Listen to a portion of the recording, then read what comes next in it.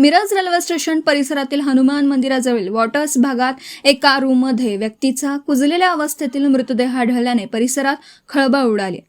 काही दिवसांपासून तीव्र दुर्गंधी येत असल्याने स्थानिक नागरिकांनी तात्काळ गांधी पोलीस स्टेशनला माहिती दिली। त्यानंतर स्पेशल रेस्क्यू फोर्स आपत्कालीन पथकाला पाचारण करण्यात आलं। घटनास्थळी पोहोचलेल्या स्पेशल रेस्क्यू फोर्सच्या पथकाने दरवाजा उघडून पाहणी केली असता संबंधित व्यक्तीचा मृतदेह अत्यंत कुजलेल्या अवस्थेत आढळून आला।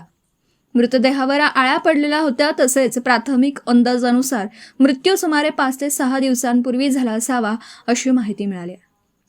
मृत व्यक्तीची ओळख सुनील सैनी, वय वर्ष अंदाजे 35, मूळ रहिवासी जयपूर अशी पटली आहे। तो मागील काही काळापासून मिरज येथे व्यवसायासाठी राहत होता। त्याच्या जवळचे नातेवाईक परिसरात नसल्याचं समोर आलंय। त्याला 3 लहान मुलं असल्याची माहिती मिळाली आहे। तो आपल्या कुटुंबापासून वेगळा राहत होता।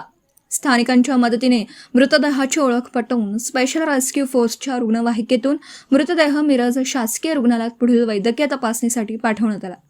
या कारवाईत स्पेशल रेस्क्यू फोर्सचे कैलास वडर, सागर जाधव, रिशाद कवठेकर, महेश गव्हाणे, सदाशिव बेडकर, आकाश कोलप आदी सदस्यांनी सहभाग घेतला। घटनेचा पुढील तपास गांधी पोलीस स्टेशनचे अधिकारी करीत आहेत।